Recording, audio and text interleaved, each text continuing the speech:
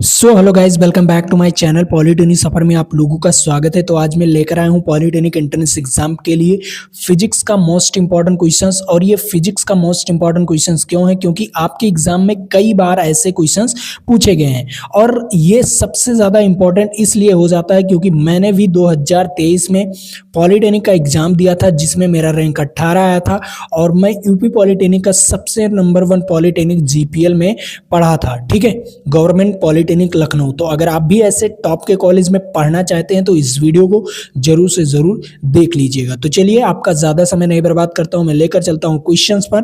तो सबसे पहला क्वेश्चंस आपके सामने आ चुका है। अब ये क्वेश्चंस क्या कह रहा है? कह रहा है दो वस्तुओं में ऊष्मा का प्रवाह निर्भर करता है। किस पर निर्भर करेगा? अगर दो वस्तु है तो ऊष्मा का प्रवाह किस पर निर्भर करेगा? द्रव्यमान पर निर्भर करेगा? नहीं गाइस। क्यों क्यों द्रव्यमान पर निर्भर नहीं करेगा? अगर द्रव्यमान अगर कम ज्यादा भी है तो कोई दिक्कत नहीं है। ठीक है, उसमें कोई दिक्कत नहीं, ऊष्मा का प्रवाह इधर से उधर नहीं होगा। अब बताओ, ऊष्मा ऊष्मा की मात्रा पर नहीं, ऊष्मा की मात्रा पर भी नहीं निर्भर करेगा। तो किस पर निर्भर करेगा? जैसे मान लो कोई दो वस्तु है, एक वस्तु ये है और एक वस्तु V है। ठीक है, ये A है और ये V है। इसका ताप कितना है? इसका ताप 35 डिग्री सेल्सियस है। कितना है? 35 डिग्री सेल्सियस। और इसका ताप कितना है? 10 डिग्री सेल्सियस। अब ऊष्मा का प्रवाह हो जाएगा। क्या हो जाएगा? अब ऊष्मा का प्रवाह हो जाएगा, मतलब तापमान में अंतर अगर आएगा, उसके तापमान में अगर अंतर आएगा, दोनों वस्तुओं के तापमान में अगर अंतर आएगा तब ऊष्मा का प्रवाह होगा। तो इसका राइट आंसर क्या हो जाएगा? इसका राइट आंसर हो जाएगा सी वाला ऑप्शन इज राइट आंसर। ठीक है, चलो अगले क्वेश्चंस पर चल रहा हूं। अगला क्वेश्चंस यहाँ पर आपके लिए बहुत ही मोस्ट इंपॉर्टेंट क्वेश्चंस आ चुका है। इस क्वेश्चंस के बारे में पढ़िए। देखो ये क्वेश्चंस क्या कह रहा है? सिंपल क्वेश्चन है। कह रहा है हिम मिश्रण का ताप केल्विन पैमाने में इतना है। कितना है? केल्विन पैमाने में 240 केल्विन है। तो इसे सेल्सियस पैमाने पर क्या होगा? अगर सेल्सियस पैमाने पर क्या होगा? तो सिंपल इसका फार्मूला होता है C बराबर K माइनस 273। क्या होता है? K minus 273। ठीक है, अब यहां पर क्या दिया गया है आपको? केल्विन दे दिया गया है। क्या दे दिया गया है? केल्विन 273 दे दिया गया है। तो C सेल्सियस निकाल लीजिए। यहां पर क्या हो जाएगा? 240 माइनस 273। अगर 240 में से 73 घटाओगे, मतलब 240 में से 273 घटाओगे तो क्या आएगा? -33 आएगा। और -33 सेल्सियस। क्या आएगा? -33 सेल्सियस। ठीक है, इसका राइट आंसर क्या हो जाएगा? -33, पहला वाला ऑप्शन। ठीक है, समझ में आया?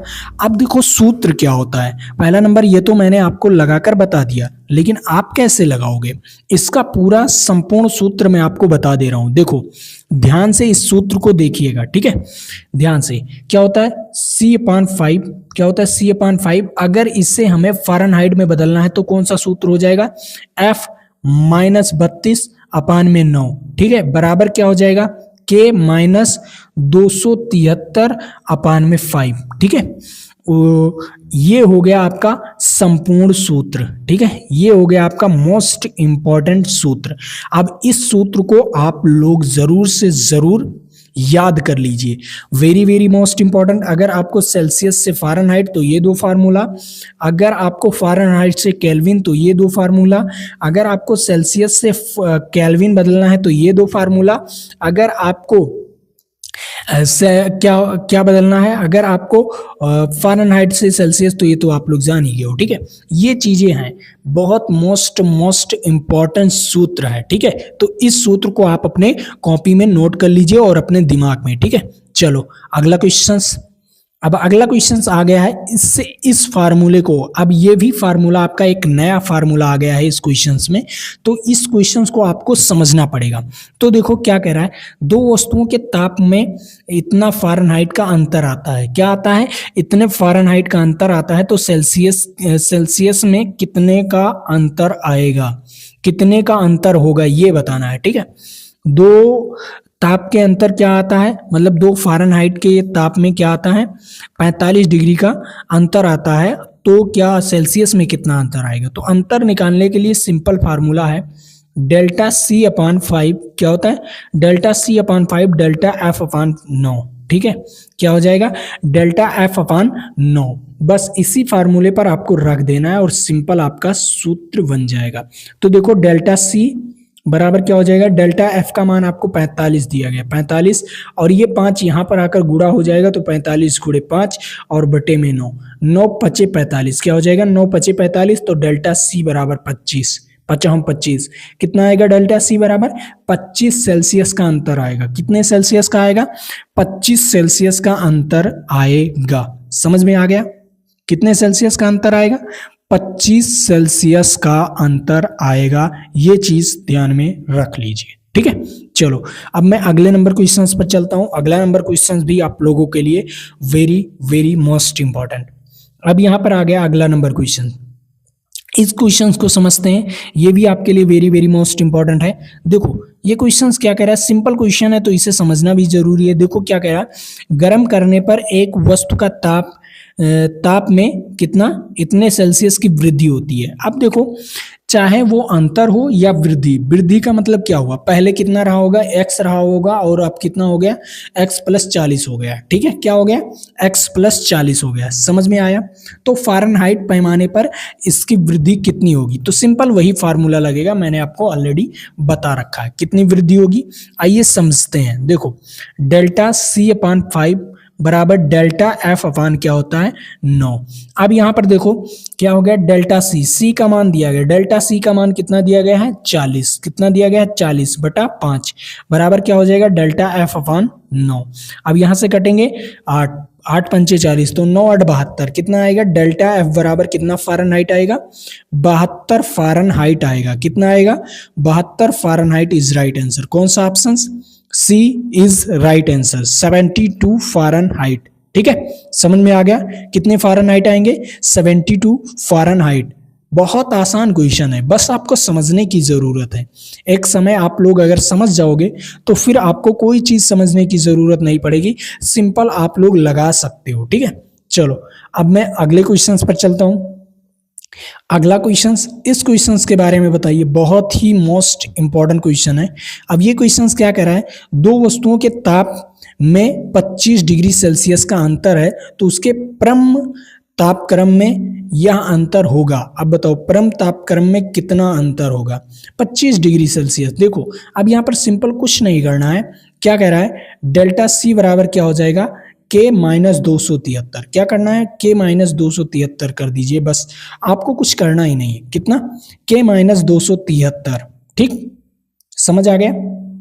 अब देखो यहाँ पर क्या करना है, यहाँ पर ये डेल्टा सी का मान दिया गया 25 और K का मान इतना और माइनस 273। ठीक है, अब ये इस तरफ आएगा, 273 इस तरफ आएगा तो कितना हो गया, 273 प्लस 25 बराबर K। क्या हो जाएगा, प्लस 25 बराबर K। अब 273 और 25 कितना हो जाएगा, 298। कितना हो जाएगा, 298। ठीक है, 298 केल्विन। कितना हो जाएगा, 298 केल्विन। ठीक, 298 केल्विन इज राइट आंसर, ए वाला ऑप्शन इज राइट आंसर। ये सवाल समझ में आ गया।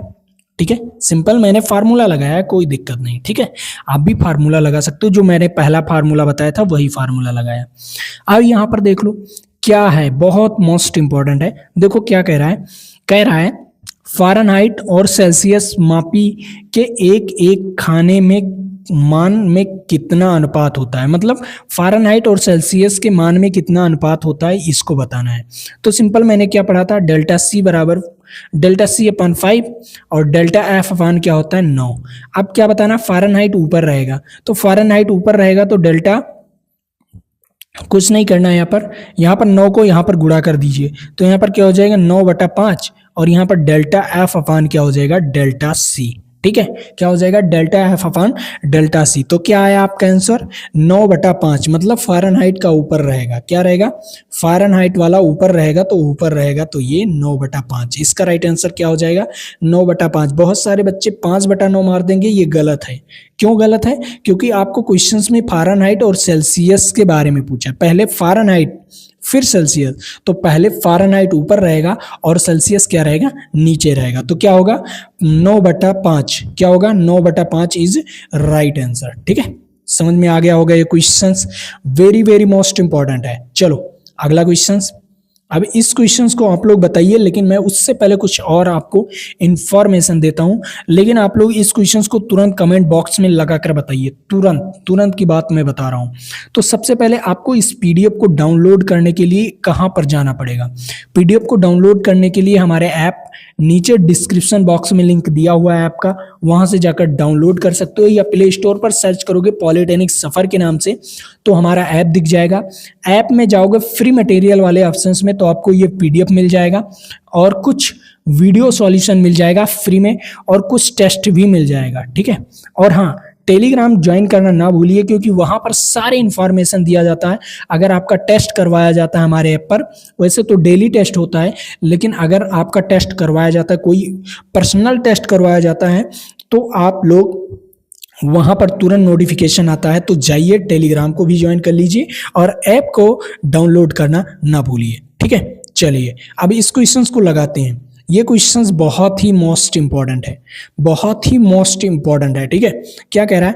वह ताप जिस पर केल्विन ताप और क्या होता है, सेल्सियस ताप का मान का दुगना होता है। ऐसा कौन सा ताप है जिसके केल्विन ताप और सेल्सियस ताप का मान दुगना होता है? तो कैसे क्या कहते हैं, जो केल्विन होता है का मान सेल्सियस ताप के मान से दुगना कब होगा? तो सिंपल, कुछ नहीं करना है। डेल्टा सी बराबर क्या होता है? के माइनस 273। क्या होता है?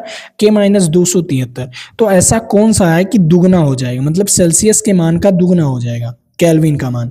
तो सिंपल, अगर केल्विन का ही मान तो दुगना करना है, तो सिंपल कुछ नहीं करना है, कुछ करना ही नहीं, तो यहाँ पर 2c कर दो, कुछ करना ही नहीं, 2c कर दो। सिंपल, डेल्टा सी बराबर क्या हो जाएगा? डेल्टा 2c, 2 डेल्टा सी क्या हो जाएगा? 2 डेल्टा सी माइनस 273। क्या हो जाएगा? माइनस 273। अब इधर आएगा, ये माइनस में हो जाएगा, तो डेल्टा सी बराबर क्या हो जाएगा? माइनस 273। क्या हो जाएगा? माइनस 273 माइनस सी, तो माइनस से माइनस कैंसिल, तो कितना हो जाएगा? 273 पर इसका मान कितना हो जाएगा? दुगना हो जाएगा। इसका मान कितना हो जाएगा? कितना हो जाएगा? केल्विन का मान दुगना हो जाएगा 273 पर, ठीक है। समझ आया? Very very most important question. चलो अगला क्वेश्चंस, इस क्वेश्चंस पर चलते हैं। ये क्वेश्चंस आपके लिए वेरी वेरी मोस्ट इंपॉर्टेंट है, इसे भी लगा लेते हैं। क्या कह रहा है? एक व्यक्ति समतल दर्पण के सामने 3 मीटर की दूरी पर खड़ा है, ठीक है। तो व्यक्ति से प्रतिबिंब की मध्य की दूरी क्या होगी? मतलब प्रतिबिंब, व्यक्ति से लेकर प्रतिबिंब के बीच की दूरी क्या होगी? तो सिंपल, मैंने आपको क्या बताया था? मैंने आपको कुछ पढ़ाया है, जब प्रकाश लेसन पढ़ाया, जब दर्पण लेसन पढ़ाया, तो उसमें मैंने आपको बहुत अच्छी चीजें बताया है। वो क्या बताया है कि अगर कोई समतल दर्पण है, मान लो ऐसे कोई समतल दर्पण है, ठीक है। अब उसके सामने कोई व्यक्ति 3 मीटर की दूरी पर खड़ा है। कितने मीटर के? ये कोई व्यक्ति है चंगू मंगू, ठीक है। कोई व्यक्ति है चंगू मंगू जो 3 मीटर की दूरी पर खड़ा है। तो जो ये दर्पण है, दर्पण के पीछे इसका कितना बनेगा? जो प्रतिबिंब बनेगा चंगू मंगू का, वो 3 ही मीटर के पीछे बनेगा, लेकिन दर्पण से 3 मीटर दूरी पर। कितने? ये दर्पण से 3 मीटर दूरी पर बनेगा, ना कि व्यक्ति से 3 मीटर दूरी पर, ना, ये दर्पण से 3 मीटर दूरी पर। तो इसने पूछा क्या है? व्यक्ति से प्रतिबिंब के मध्य दूरी का मान क्या होगा? अब क्या बताया? व्यक्ति से लेकर प्रतिबिंब के बीच की दूरी बताना है। तो बहुत सारे बच्चे यही गलत कर देते कि 3 मीटर बनेगा, लेकिन यहाँ पर क्या, दोनों इसका बताना है। किसका? 3 और 3 6 मीटर बताना है। कितना बताना है? 3 और 3 6 मीटर बताना है। तो इसका राइट आंसर क्या हो जाएगा? इसका राइट आंसर हो जाएगा 6, ठीक है। समझ में आया? क्या होगा? 6, सी वाला ऑप्शन इज राइट आंसर, ठीक है। चलो अगला क्वेश्चंस, अगले क्वेश्चंस पर चलते हैं। इस क्वेश्चंस का मान बताइए, 9 नंबर क्वेश्चंस का मान, ये भी वेरी वेरी मोस्ट इंपॉर्टेंट है। क्या कह रहा है? 72 के कोण पर झुके हुए 2 समतल दर्पण में बने हुए प्रतिबिंब की संख्या। 2 समतल दर्पण है, 72 के कोण पर झुका हुआ है, तो प्रतिबिंब की संख्या निकालना है। तो सिंपल कुछ नहीं करना है, सिंपल कुछ करना ही नहीं है। आप कहोगे सर क्या बोल रहे हैं आप, कुछ करना ही नहीं? कैसे नहीं करना है सर? हाँ, प्रतिबिंब की संख्या n बराबर होता है 360 बटे थीटा। क्या होता है? 360 बटे थीटा, ठीक है। या -1। दो सूत्र हो सकते हैं, दो सूत्र हो सकते हैं। n बराबर 360 बटे थीटा -1, ये दो सूत्र हो सकते हैं। अब दोनों सूत्र कहाँ कहाँ यूज करना है, चलिए मैं आपको बताता हूँ। दोनों सूत्र कहाँ कहाँ यूज करना है, आइए समझते हैं। यहाँ पर देखो 72 के गुण पर है, ठीक है। क्या है, n बराबर 360 बटे 72 हो जाएगा। क्या हो जाएगा, 72। और 72 पंचे क्या होता है, 5 दूनी 10, 5 सते 35 और 1 36। तो 72 पंचे क्या हो जाएगा, n का मान कितना आ जाएगा, 5। n का मान आ जाएगा 5। अब कहोगे सर अगर दर्पण 2 है तो सम है ना, तो ये विषम आना चाहिए। क्या आना चाहिए, अगर दर्पण 2 है मतलब दर्पण की संख्या सम है, ठीक है। क्या है, दर्पण की संख्या सम है तो ये विषम आना चाहिए। और अगर दर्पण की संख्या विषम है, क्या हो, अगर दर्पण की संख्या विषम है तो वो संख्या सम आना चाहिए। क्या आना चाहिए, वो संख्या सम आना चाहिए। बस एक कैटेगरी को छोड़कर, जैसे अगर एक दर्पण है तब उसे छोड़कर, एक दर्पण में ये कैटेगरी नहीं लगेगा। एक दर्पण में तो एक ही प्रतिबिंब बनेगा, लेकिन अगर डबल या तिबल या चौबल मतलब इतने प्रतिबिंब हैं तो इस प्रकार लगेगा, ठीक है। तो इसका राइट आंसर क्या हो जाएगा, इसका राइट आंसर 5। समझ में आया, वेरी वेरी मोस्ट इंपॉर्टेंट। अब यहाँ पर इस क्वेश्चन का जवाब बताइए आप लोग। 10वें नंबर क्वेश्चन का जवाब क्या कह रहा है, एक मनुष्य समतल दर्पण से 3 मीटर प्रति सेकंड की गति से दौड़ रहा है। समतल दर्पण से, ठीक है, समतल दर्पण से दौड़ रहा है। वह अपने प्रतिबिंब जिस वेग से दौड़ेगा उसका प्रतिबिंब उसका प्रतिबिंब कितने वेग से दौड़ेगा, इसके बारे में बताना है। बताओ, अगर समतल दर्पण के सामने से दौड़ रहे हो, ठीक है, समतल दर्पण के सामने से दौड़ रहे हो तो मतलब आप भी दौड़ रहे हो और आपका प्रतिबिंब भी दौड़ रहा है, ठीक है। आप भी दौड़ रहे हो मतलब आप 3 मीटर प्रति सेकंड के वेग से आप आगे की ओर दौड़ रहे हो और प्रतिबिंब वो पीछे की ओर 3 मीटर प्रति सेकंड के वेग से दौड़ रहा है। मतलब आप और आपका दोनों जोड़ दोगे तो कितने मीटर प्रति सेकंड होगा, 6 मीटर प्रति सेकंड के वेग से दौड़ेगा। आपके प्रतिबिंब कितने, 6 मीटर प्रति सेकंड की वेग से दौड़ेगा, ठीक है। समझ आया, समझ आ गया होगा। अगर मान लीजिए जब ये प्रतिबिंब क्या है, समतल ऐसे खड़ा है और आप इसके सामने से दौड़ रहे हो तो आपका प्रतिबिंब भी उतने मीटर प्रति सेकंड से वेग से दौड़ेगा, तब ये नियम लागू होगा कि उसका वेग दुगना हो जाएगा। लेकिन अगर कोई प्रतिबिंब ऐसे नीचे है और इसके ऊपर आप खड़े हो, प्रतिबिंब के ऊपर आप खड़े हो और दौड़ रहे हो, तो उसका वेग उतना ही रहेगा। कितना रहेगा, उसका वेग उतना ही रहेगा। ये चीज ध्यान में रखिएगा, वेरी वेरी मोस्ट इंपॉर्टेंट है, ठीक है। चलो अगला 11 नंबर क्वेश्चन बहुत इंपॉर्टेंट है। इस क्वेश्चन के बारे में पढ़ते हैं। क्या कह रहा है, एक प्रकाश किरण, क्या है, एक प्रकाश किरण एक समतल दर्पण पर लंबवत आपतित होती है। क्या होती है, समतल दर्पण पर क्या होती है, आपतित होती है। तो प्रवर्तन कोण का मान क्या होगा, लंबवत आपतित होती है तो परावर्तन कोण का मान क्या होगा, बताओ। मान लो कोई ये समतल दर्पण है, ठीक है, ये कोई समतल दर्पण है और इस पर कोई किरण लंबवत आपतित होती है, तो क्या होगा इसका कोण, ये फिर उसी दिशा में वापस चला जाएगा। मतलब इसका कोण कितना होगा, इसका कोण 0 होगा। क्या होगा, परावर्तन कोण का मान 0 होगा। क्या होगा, परावर्तन कोण का मान 0 होगा क्योंकि वो उसी अवस्था में वापस लौट गई, ठीक है। ये क्वेश्चन समझ में आया।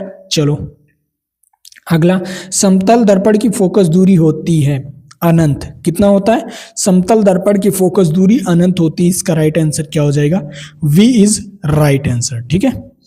अब यहाँ पर 13 नंबर क्वेश्चन, 13 नंबर क्वेश्चन क्या कह रहा है, सिंपल क्वेश्चन है तो इस क्वेश्चन को भी समझते हैं। क्या कह रहा है, यदि दो समतल दर्पण को प्रतिबिंब की संख्या होगी या समांतर रखा जाए, अगर प्रतिबिंब की संख्या कब हो, दो समतल दर्पण को अगर समांतर रखा जाए तो प्रतिबिंब की संख्या क्या होगी, अगर समांतर रखा जाए, ठीक है, समांतर रखा जाए। मान लीजिए एक ऐसे रखा गया और इसके एक समांतर ही रखा गया, ठीक है, समांतर ही रखा गया, तो प्रतिबिंब की संख्या क्या होगी। तो सिंपल है, n बराबर क्या होगा, n बराबर 360 बटे क्या हो जाएगा 0, बटे क्या हो जाएगा 0। तो प्रतिबिंब की संख्या अनंत बनेगी। क्या बनेगी? प्रतिबिंब की संख्या अनंत बनेगी। कितना बनेगी? प्रतिबिंब की संख्या अनंत बनेगी। उसमें कोई ये नहीं आभास कर पाओगे कि कितनी कितनी प्रतिबिंब बनी है। ठीक है, ये कभी आभास ही नहीं कर पाओगे कि कितनी बनी है, क्योंकि ये इन्फिनिटिव आ जाएगा। क्या आ जाएगा? ये इन्फिनिटिव। प्रतिबिंब की संख्या क्या आ जाएगी? इन्फिनिटिव आ जाएगी, मतलब वो इन्फिनिटिव बन सकती है, अनंत बन सकती है। ठीक है, चलो अब यहां पर आ गया 14 नंबर क्वेश्चंस। 14 नंबर क्वेश्चंस का राइट आंसर बताना है आप लोगों को। क्या कह रहा है? एक विद्युत बल्ब को 60 डिग्री पर झुके हुए, ठीक है, कोई विद्युत बल्ब है जो 60 डिग्री पर झुका हुआ है, तो दो समतल दर्पणों के बीच रखा गया है। अगर वो क्या है 60 डिग्री पर झुका हुआ है और दो समतल दर्पण पर के बीच में रखा गया है, तो बल्ब की कितनी प्रतिबिंब दिखाई देगी? बल्ब की कितनी प्रतिबिंब दिखाई देगी? तो देखो 60 डिग्री पर झुका हुआ है, तो सिंपल कुछ नहीं करना है, सिंपल कुछ करना ही नहीं है। यहाँ पर क्या n बराबर क्या हो जाएगा? 360 बटे 60। अब यहाँ पर क्या हो गया? छक्का 36 6। अब ये क्या आ गया? 2 था ना, तो इसमें एक माइनस हो जाएगा। क्या हो जाएगा? 2 समतल दर्पण था ना, तो इसमें एक माइनस हो जाएगा, तो 6 माइनस 5 कितना होगा? 6 माइनस 1 5 हो जाएगा। क्योंकि मैंने बताया अगर क्या होगा, दर्पणों की संख्या सम है तो ये संख्या विषम आना चाहिए, और अगर दर्पणों की संख्या विषम है तो ये संख्या सम आना चाहिए। बस यही 2 चीज ध्यान में रखिएगा। ठीक है, वेरी वेरी मोस्ट इंपॉर्टेंट। ठीक, यहाँ पर क्या हो गया? 5 कितनी प्रतिबिंब बनेगी? 5 प्रतिबिंब बनेंगी। ठीक है, अब यहाँ पर 15 नंबर क्वेश्चंस। 15 नंबर क्वेश्चंस क्या कह रहा है? सिंपल है। क्या कह रहा है? निम्नलिखित में से किस रंग के प्रकाश का प्रकीर्णन सबसे अधिक होता है? प्रकाश का प्रकीर्णन सबसे अधिक बैगनी रंग का होता है।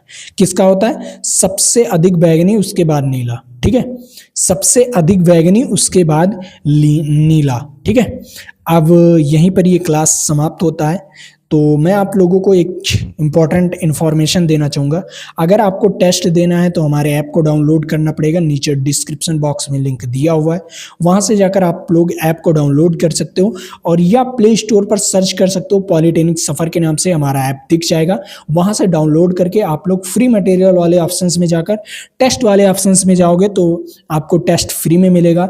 उसके बाद वीडियोज़ वाले ऑप्शंस में जाओगे तो वीडियोज़ भी फ्री में मिलेगा। अगर आप लोग क्या कहते हैं डॉक्यूमेंट्स वाले ऑप्शंस में जाओगे तो वहां पर पीडीएफ मिलेगा।